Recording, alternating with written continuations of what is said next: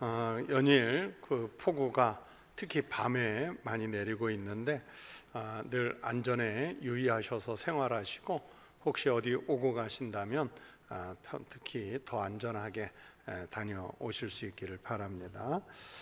오늘 사도행전 마지막 부분 33절부터 42절까지의 말씀을 보려고 합니다. 초대교회 당시에는 예수 그리스도가 진리로 오셨지만 예수 그리스도라는 이 진리에 대해서 피하고 싶은 사람들이 있었고, 예수 그리스도의 이름을 진리라고 믿고 전파하는 사람들이 있었습니다. 이게 공존을 했어요. 그 진리를 피하는 사람들의 대표적인 사람들이 계속 사도행전에 또 예수님 당시에 등장을 했던 종교 기득권층, 대표적으로 보자면 바리새파서에 속한 사람들 또는 사두개파에 속한 사람들, 그들을 말할 수 있겠지요. 그런데 이 사도들을 중심으로 한 초대교회가 그 이스라엘의 바로 이 종교적 주류 세력이었던 사두개인들, 바리새인들에 의해서 계속해서 박해를 받는 장면이 사도행전에 등장하고 있지 않습니까? 그렇게 계속해서 이들에게 견제를 받는 거예요. 이 예수를 따르는 무리들이 일어나지 못하도록, 유명해지지 못하도록, 그들이 모일 수 없도록 계속해서 견제를 받는 거예요. 그 대표적인 그룹이 이제 사두개인과 바리새인이라고 말씀을 드렸는데, 이 사두개파 사람들은 어떤 사람들이냐면 다윗 시대 때의 대제사장 가운데 사독이라고 있었지 않습니까? 바로 그 사독의 후예들, 그래서 그 사독이라는 이름에서 유래했을 것으로 추정을 하지요. 사두개. 그러니까 이 사두개파 사람들은 주로 제사장 가문의 사람들을 일컬을 때 사두개파 사람들이라고 말합니다. 그리고 어쩌면 최대 세력이라고 말할 수 있는 바리새파가 있었는데, 이 바리새파 사람들은 원래부터 있었던 사람들은 아니에요. 여러분, 이스라엘 역사에 새벽기도 나오시는 분들에게 말라기를 할 때 말씀을 드렸어요.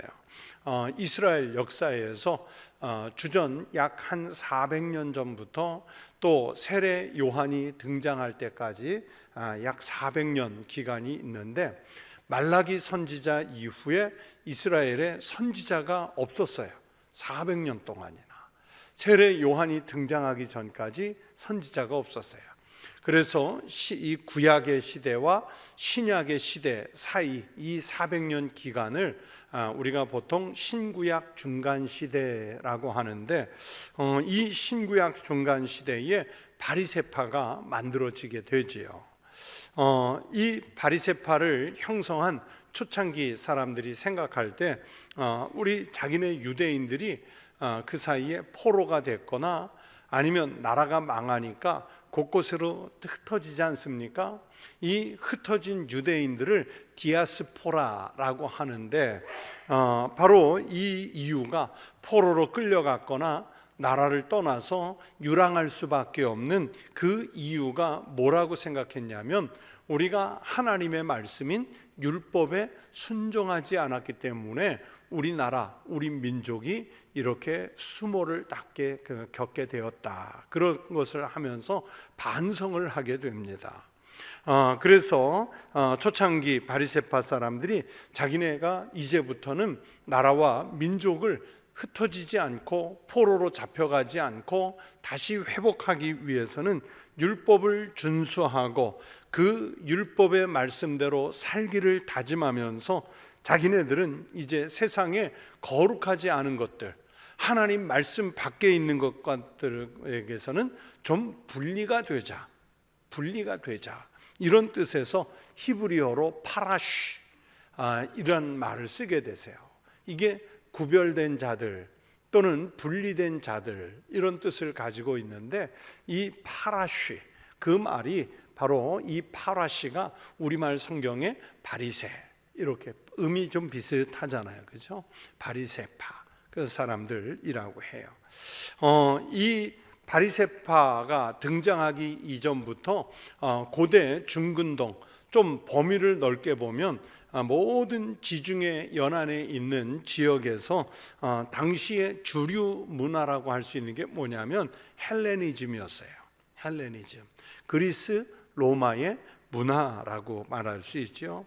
그런데 그 당시의 주류 문화인 이 헬레니즘 정신이 가만히 보니까 유대인들이 볼 때는 하나님의 말씀에서 벗어나 있다고 본 거예요. 그래서 이 헬레니즘에서 우리는 벗어나려고 했고, 그 불경건한 사람들, 특히 이방인들, 하나님 말씀 없이 사는 사람들과는 접촉을 피하려고 했습니다. 왜냐하면 하나님의 말씀, 율법과 그리고 이스라엘 전통의 정결한 예식을 잘 지키려면 그들과 접촉하는 단면을 좀 줄여야겠다 하는 생각에서 파라쉬, 분리가 됐다, 구별됐다, 그렇게 생활을 하게 됩니다. 그래서 이 사람들은 처음 시작할 때는 참 좋은 뜻을 가지고 한 거예요. 거룩하게 살려고 했고, 말씀대로 살려고 했고, 하나님 앞에 지켜야 할 정결 예식을 철저히 지키려고 했고, 그리고 하나님께서 요구하시는 다양한 11조 바치는 것, 아니면 가난한 자를 구제하는 것, 하나님 앞에 금식 기도하는 것, 절기를 지켜서 기도하고 예배하는 것, 이 모든 것들을 얼마나 철저히 했는지 몰라요. 심지어 산에서 풀 한 포기 베와서 꼴로 써먹으려고 해도 그 꼴값에, 그 짐승에게 먹이는 풀값의 10분의 1까지도 다 계산해서 11조 드리려고 하는 그런 정신으로 살려고 했어요. 그만큼 자기네들이 아주 거룩한 무리가 되었다 하는 이 자부심, 그 자부심이 이제 하늘을 찌르게 됐지요. 그러다 보니까 성경에 있는, 구약에 있는 율법뿐만이 아니라 이 바리새파가 형성돼 가면서 역사가 흐르면서 나름대로 전통이 형성되지 않습니까? 이 자기네가 만들어낸 전통을 매우 중시하게 됐어요. 이걸 장로들의 전통이라고 하는데, 성경에 예수님 때에 보면 너희가 장로들의 전통은 지키려고 하며, 이런 말씀이 종종 나오잖아요. 바로 그걸 말하는 거예요. 예수님 당시에 매우 지나치게 전통을 중시하고 하나님을 섬기는 것보다 율법과 자기들이 만들어낸 이 전례를 중요하게 여기는 것 때문에 그때 예수님 당시에는 이제 그들을 향해서 율법적이다. 여러분, 성경에서 또 오늘날 우리가 설교를 들을 때 율법적인 사람, 그러면 긍정적 이미지보다는 부정적 이미지가 더 많이 떠오르잖아요. 그래서 이 율법적이라고 하는 세월이 200년, 300년 흘러가면서 부정적 인식이 만들어졌고, 또 예수님께서 이 바리새파 사람들을 향해 그 얼마나 화 있을진저 바리새파 사람들이요, 그러면서 책망을 하시니까 더욱더 부정적 이미지를 오늘 우리가 갖게 됐지요. 앞에 말씀드린 대로 처음 태동할 때는 정말 거룩한 공동체를 지향하면서 만들어졌습니다. 그런데 세월이 가면서 점점 이렇게 부정적 인식을 갖게 만드는 공동체가 되고 말았지요. 이런 시각에서 볼 때, 이 바리새파 사람들의 시선에서 볼 때 예수라는 존재는 자기네들의 신앙적 전통에서 보면 이건 정통이 아닌 거예요. 나사렛이라는 어디 시골 변방에서 내려온 이단과 같은 그런 존재였던 거예요. 그리고 예수를 따르는 사람들은 마치 이단의 우두머리를 따라가는 그런 사람들로 여겨졌기 때문에 저 예수를 따르는 사람들은 이제 박멸시켜야 한다, 그런 생각을 갖게 됐습니다. 그런데 예수를 따르는 초대교회 사람들 보니까 자기네들이 이루지 못한 민심을 얻었어요. 예수님 때도 그렇지만 초대교회를 보면서 예루살렘 사람들이 막 열광을 하고 하루에 수천 명씩 그들의 모임에 참여를 하고 또 세례를 수천 명씩 받고 또 그러면서 병든 자가 고침을 받고 죽은 자가 살아나고 표적과 기사가 나타나고 또 종교로서 부흥하기 시작을 하는 이 초대교회가 그들의 시선에서 볼 때는 매우 못마땅했습니다. 그래서 자기네들이 가진 국가적 권력 또는 종교적 힘, 이런 것들을 통해서 초대교회의 사도들과 성도들을 박해하기 시작을 합니다. 물론 예수님 공생에 활동하실 때도 물론 박해를 했지만 함부로 접근하지 못했다가 예수만 없으면 다 끝날 줄 알았어요. 예수만 죽이면 끝날 줄 알았어요. 그런데 그렇지 않고 초대교회 성도들이 막 부흥하고 일어나니까 자기네들의 권력과 종교적 힘을 통해서 사도들과 초대교회를 박해하는 이야기가 이렇게 사도행전 초반에 나오는 거예요. 바로 이런 배경에서 등장하는 것이 오늘 읽은 본문의 말씀입니다. 그런데 오늘 본문에서 눈여겨볼 사람이 누구냐? 바로 율법사 가말리엘이라는 분입니다. 우리는 오늘 이 본문을 읽으면서 가말리엘이라는 분에 대해서 어쩌면 좀 긍정적인 시각으로 이 가말리엘을 볼 수 있어요. 맞습니다. 긍정적. 우리 기독교 역사에서 어떻게 보면 가말리엘이 한 일이 있어요. 그러나 진리를 믿지 않는 사람들, 진리를 거부하는 사람들, 이런 시선에서 보자면 가말리엘이 어느 편에 속한 사람이었느냐, 이걸 우리가 좀 알아볼 필요가 있어요. 이 가말리엘은요, 아주 철저한 바리새파 사람이었고, 그러면서 백성들에게 매우 크게 존경을 받는 지도자였습니다. 그리고 율법의 해석에 있어서는 당시의 최고의 권위자였습니다. 학자였습니다. 이분이 얼마나 존경을 받았는지요, 성경이 아닌 이스라엘 역사에 가말리엘에 대해서 이런 말이 남아 있습니다. 가말리엘 장로가 죽자 율법의 영광은 정지되고 순결과 금욕은 사라졌다. 여러분, 가말리엘이 죽었더니 율법의 영광이 사라졌대요. 그러니 얼마나 존경을 받는, 백성들이 추앙하는 그런 인물이었는지 알 수 있죠. 절대적인 영향력을 가지고 있던 이스라엘 백성들의 지도자였다는 것을 우리가 이런 말에서 유추해 볼 수가 있습니다. 그래 오늘 성경에도 나와요. 가말리엘에 대해서 좀 말씀을 드리면 이분은 바리새파의 대표자죠. 그래서 율법 교사로 모든 백성에게 존경을 받는 자라고 오늘 본문에 이 가말리엘을 그렇게 평가하지 않습니까? 그런데 속으로 좀 들어가 보면 이 가말리엘은 바리새파 중에서도 힐렐 학파라는 데 속해 있습니다. 바리새파에 힐렐 파가 있고 샴마이 파가 있는데, 이 가말리엘은 힐렐이라는 사람의 파에 속했어요. 이 가말리엘이 누구냐면, 할아버지가 누구냐면 바로 힐렐입니다. 힐렐. 근데 이 힐렐을 따르는 바리새파는 좀 유대교 신앙에 있어서 좀 더 개방적이에요. 그리고 외국인이 유대교로 개종하는 것을 어느 정도 허락을 하는 그런 개방성을 가지고 있었어요. 요즘 표현으로 하면 같은 바리새파 중에서도 좀 진보적인, 좀 개방적인 그런 유형을 가지고 있었지요. 하지만 샴마이 학파는 매우 보수적이었습니다. 외국인들이 유대교에 들어오는 것을 거의 차단을 했고, 또 그러면서 성경을 글자 그대로 해석하려고 하는 이런 성향을 가지고 있었어요.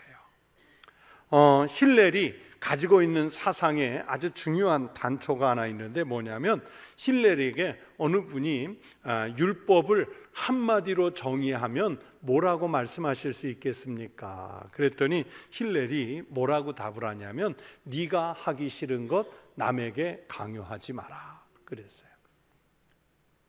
그 얘기는 뭐예요? 우리는 보통 내가 옳다고 생각하는 것, 이거는 꼭 지켜야 한다고 생각하는 것을 다른 사람에게, 가족에게, 교회에서, 친구에서, 직장에서 얼마나 강요를 합니까? 이게 맞다고 여겨지면 강요하잖아요. 근데 힐렐은 네가 하기 싫은 것 남에게 강요하지 마라, 시키지 마라, 그렇게 이야기를 해요. 그러니까 그만큼 개방적이었다는 것을 알 수 있어요. 그런 면에서 힐렐의 손자이기 때문에 가말리엘은 율법을 적용하는 면에 있어서는 당시에 샴마이 같은 이런 보수적인 파에 비하면은 매우 온건한 축에 속하는 사람이 이 가말리엘이었습니다. 그런데요, 우리 성경에서 참 중요한 게 또 뭐냐면 사도 바울이 누구의 제자냐? 바로 이 가말리엘의 제자입니다. 요즘으로 말하면은 최고의 스승, 최고의 학벌을 가진 분에게 공부를 배운 거예요, 율법을.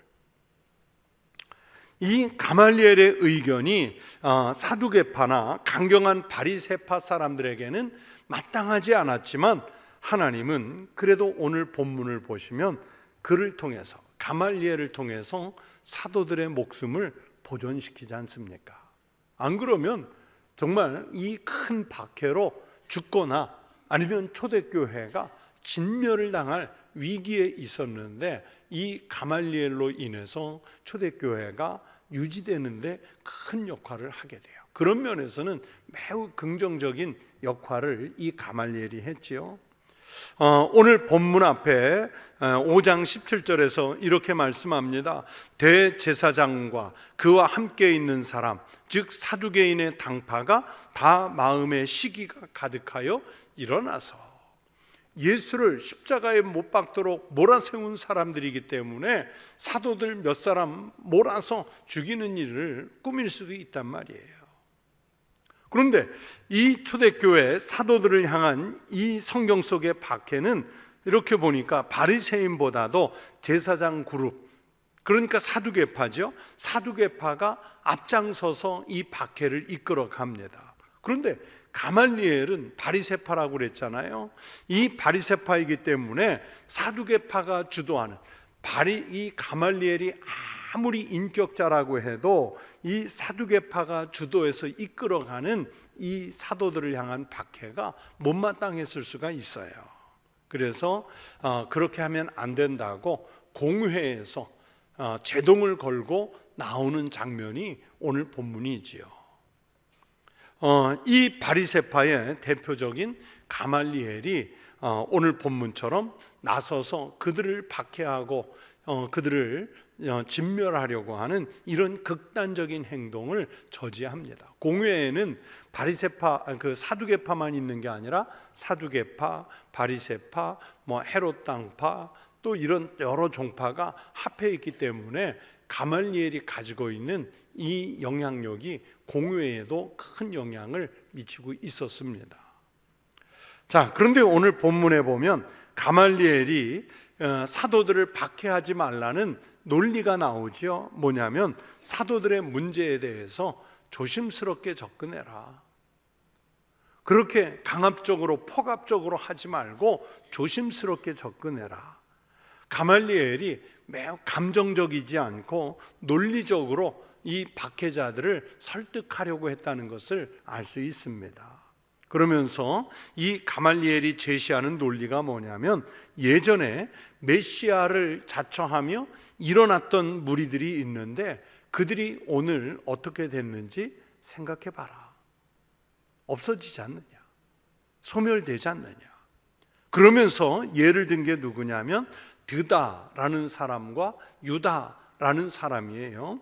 이 드다는 누구냐면 주전 4년경, 오늘날 우리가 주후 2026년 이렇게 하는데 많은 역사학자들, 신학자들이 연도 계산을 해보니까 예수님 탄생 시기를 한 4년 정도 오차가 있는 걸로 봐요. 그래서 그걸로 다시 돌아가면 지금은 2026년이 아니라 사실은 한 2030년쯤 돼야 맞는 거예요. 왜냐하면 헤롯이라고 하는 중요한 인물이 있는데 헤롯이 죽은 해가 언제냐면 주전 4년이거든요. 예수님이 그때 태어났잖아요. 그런데 이 헤롯이 죽던 해 주전 4년에 봉기한 우리로 말하면 역사 속에서 밀란을 일으킨 지도자 중에 한 사람이 드다라는 인물이 있었는데, 오늘 성경에 가말리엘이 말하는 대로 이 드다를 메시아인 줄 알고 따르던 군사가 한 400명쯤이 있었어요. 용맹한 군사 이 400명이 엄청난 영향을 미쳤는데, 그런데 결국은 이 드다도 사라지고 드다를 따르던 사람들도 결국은 다 흩어져 없어져 버리고 맙니다. 그런데 한 10년쯤 지나서 주후 6년경, 그러니까 예수님 어렸을 때겠죠. 이때 또 누가 등장하냐면 유다라는 사람이 갈릴리 쪽에서 등장을 하는데, 이 유다라는 인물이 등장해서 봉기를 일으켰을 때 이 메시아를 열망하던 유대인들이 얼마나 추종하면서 크게 따랐는지 모릅니다. 이 유다가, 갈릴리에서 일어난 유다가 게릴라 단체를 조직해 가지고요, 그래서 로마로부터 우리가 해방돼야 되겠다 해서 정치적 해방을 시도하거든요. 그러면서 로마와 맞서 싸우다가, 그러다가 아주 격렬하게 맞서 싸우다가 결국은 유다도 죽고 또 유다를 따르던 세력도 다 사라지고 맙니다. 바로 한 40년 전에 있었던 그 이야기를, 그러니까 공유에 있는 사람들은 대부분 나이가 많을 것 아니에요? 그들은 다 기억하고 있는 이야기를 지금 이 가말리엘이 꺼낸 거예요.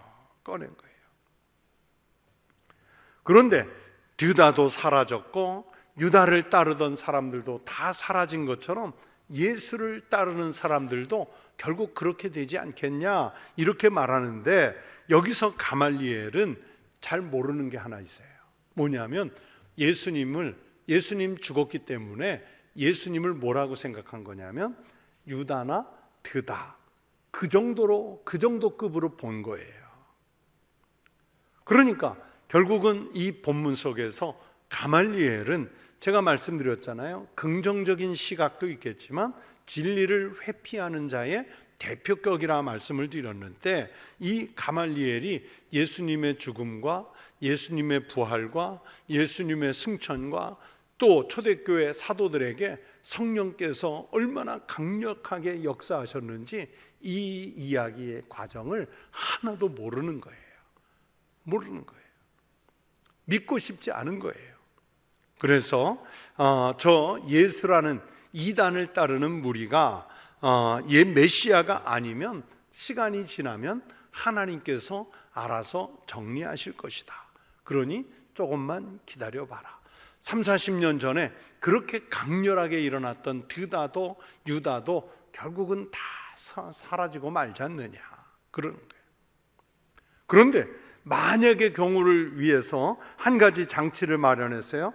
그런데 저 사람들이 정말 만약 하나님의 사람들이라면 우리는 누구에게 대항하는 게 돼요?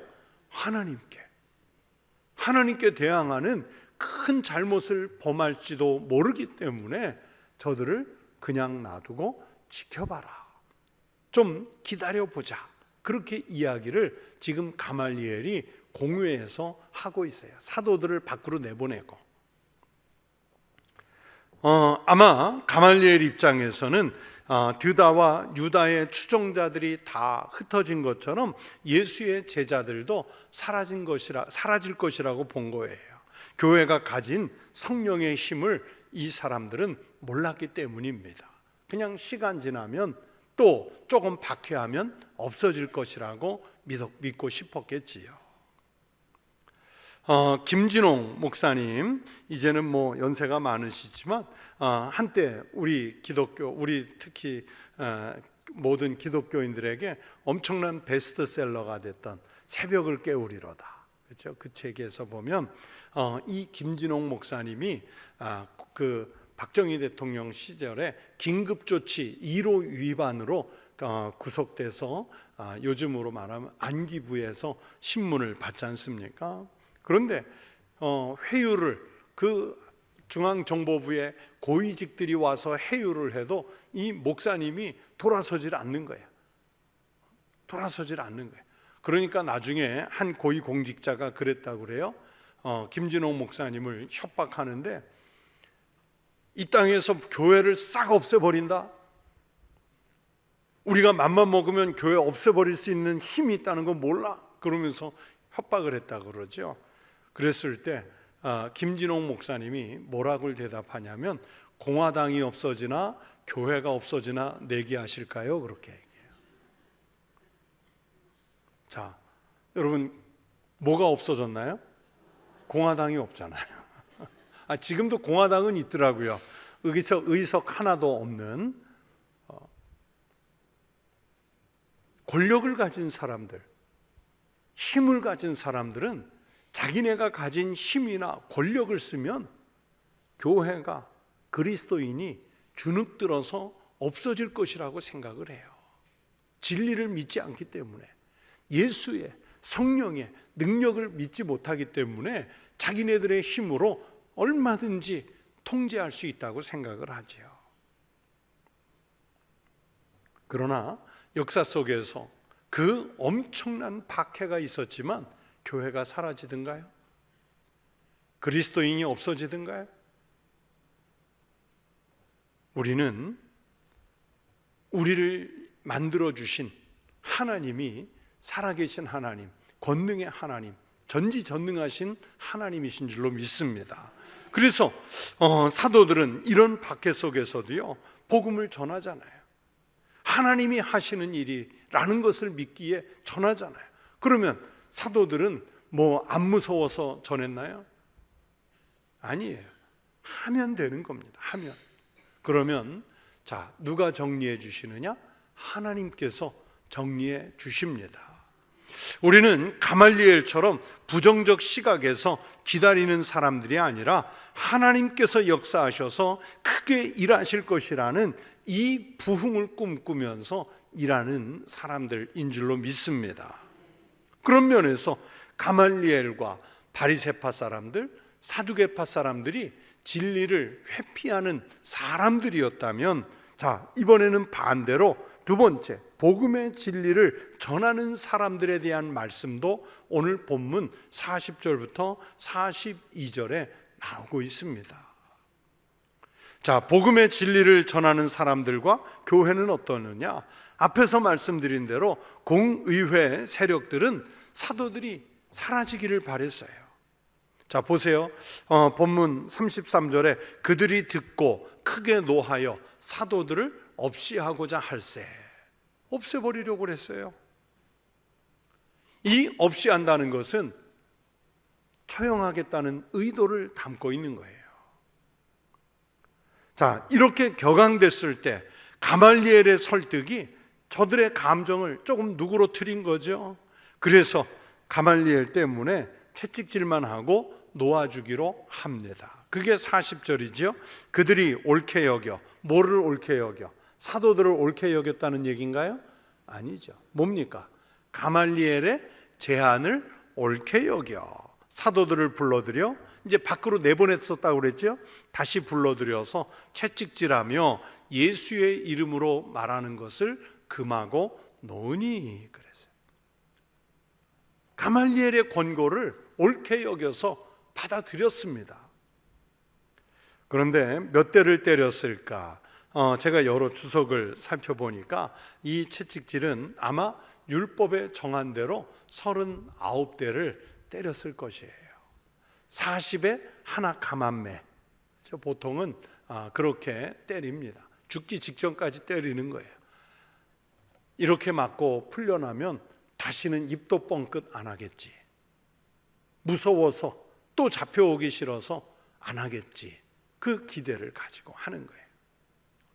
그러면서 죽도록, 거의 죽도록 때린 다음에 내리는 명령이 뭡니까? 다시 예수의 이름으로 말하지 말라. 그 이름을 금하죠. 그래서 예수의 이름으로 말하는 것을 금하고 놓아주었다. 놓았다는 것은 풀어줬다는 얘기죠. 다시 구금시킨 것이 아니라 풀어줬어요. 그렇게 해서 사도들은 그 재판의 자리에서 풀려 나오게 됩니다. 자, 그런데 그렇게 죽도록 맞고 이런 명령을 듣고 풀려 나왔을 때 사도들은 어떤 반응을 보였느냐? 자, 41절 여러분 같이 읽어 보실까요? 41절 시작. 사도들은 그 이름을 위하여 능욕받는 일에 합당한 자로 여기심을 기뻐하면서 공회 앞을 떠나니라. 그 이름이 뭡니까? 그렇죠. 예수의 이름을 위해서 매를 맞았어요. 예수님의 말씀대로 복음을 전하다가 갇히고 매를 맞는 수모를 당했어요.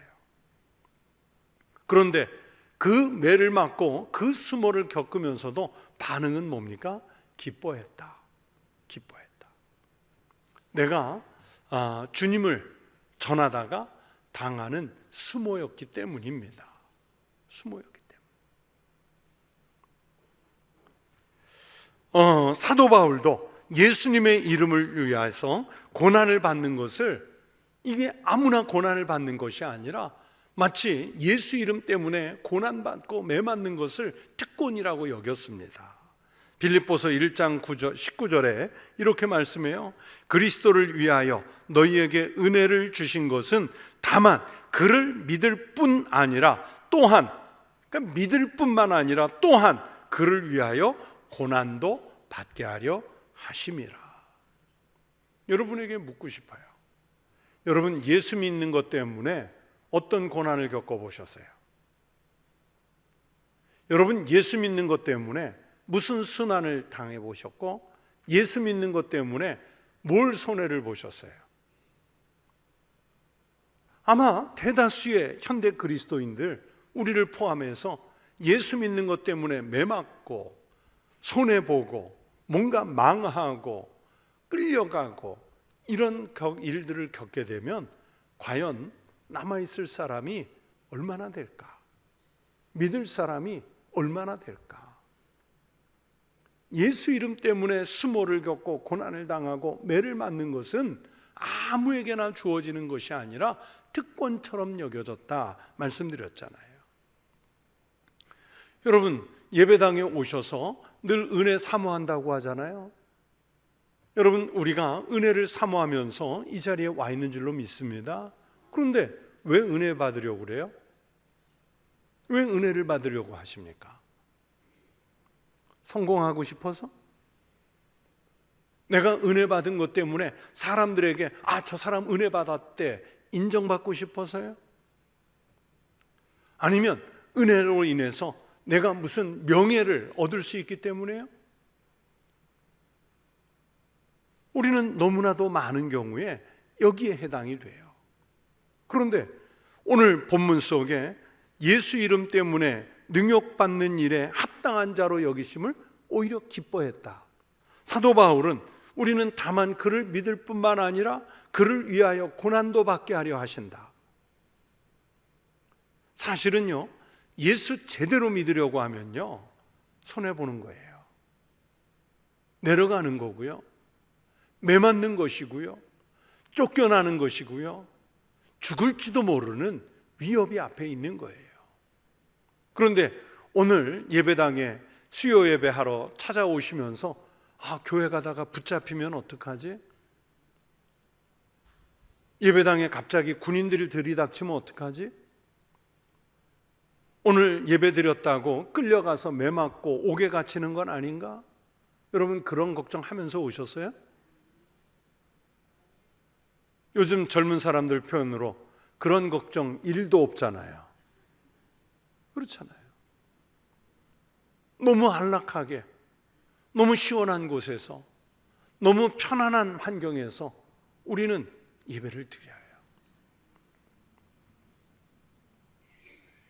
성공을 위해, 명예를 위해 인정받으려고 은혜를 사모하는 게 아니잖아요. 믿을 뿐만 아니라 예수님을 위해 고난도 받고 이길 힘을, 정말로 예수 때문에 뭔가 크게 결심해야 될 일이 생길 때 그때 이길 힘을 얻기 위해 우리는 그 은혜를 사모하죠. 예수님께서도 산상수훈을 말씀하실 때 믿는 이들에게는 박해가 있을 것이고 그 박해를 당해도 기뻐하라고 말씀하셨습니다. 마태복음 5장 10절부터 12절에 이렇게 성경이 말씀해요. 예수님의 말씀입니다. 의를 위하여 박해를 받은 자는 복이 있나니 천국이 그들의 것임이라. 나로 말미암아 너희를 욕하고 박해하고 거짓으로 너희를 거슬러 모든 악한 말을 할 때에는 너희에게 복이 있나니 기뻐하고 즐거워하라. 하늘에서 너희의 상이 큼이라. 너희 전에 있던 선지자들도 이같이 박해하였었느니라. 아마 우리 청복교회 다니다가 여기서 누군가에게 크게 손해를 좀 입었다든지, 아니면 대판 싸웠다든지, 아니면 교회에 뭔가 크게 헌신을 해야 할 때가 이른다든지, 아마 그러면 도망갈지도 몰라요. 팽해가지고, 그냥 감정이 팽해가지고 그냥 도망가고 싶은 그런 사람들이 생길 거예요. 사도들을 향해서 이렇게 매질하고 다시는 예수의 이름으로 말하지 말라고 너무 명령을 세게 내리면서 그들을 풀어주었을 때 공의회 사람들은 자기네들이 이겼을 거라고 생각했을 거예요. 예수라고 하는 나사렛에서 내려온 저 이단을 십자가에 못 박아 죽였을 때 공의회 사람들은 자기네가 이겼을 것이라고 생각했을 거예요. 그런데 역사 속에서 결과는 어떻게 됩니까? 사도들이 승리했고 결국은 교회가 이기지 않습니까? 예수의 이름을 말하지 말라고 협박을 하고 매를 때려도 성령에 그렇게 매인 사람들은요, 묶어두지 못합니다. 오히려 박해가 있기 때문에 주님을 더 의지하게 되고 복음을 전하면서 더 큰 주님의 능력을 사모하게 만들어 주지요. 그래서 진짜 성도는, 진짜 그리스도인은 박해가 왔을 때 겁먹고 도망가는 사람이 아니라 오히려 그 자리에서 담대하게 복음을 말하는 사람입니다. 진리를 피하지 않고 말하는 이 사도들을 본문에서 보십시오. 41절에서 박해를 당하면서도 기뻐하잖아요. 우리도 예수님이 맡기신 사역을 하다가 어려움을 겪게 되면 기쁨으로 이겨내시기를 바랍니다. 그러면서 그 와중에 42절 복음이 날마다 전해지지 않습니까?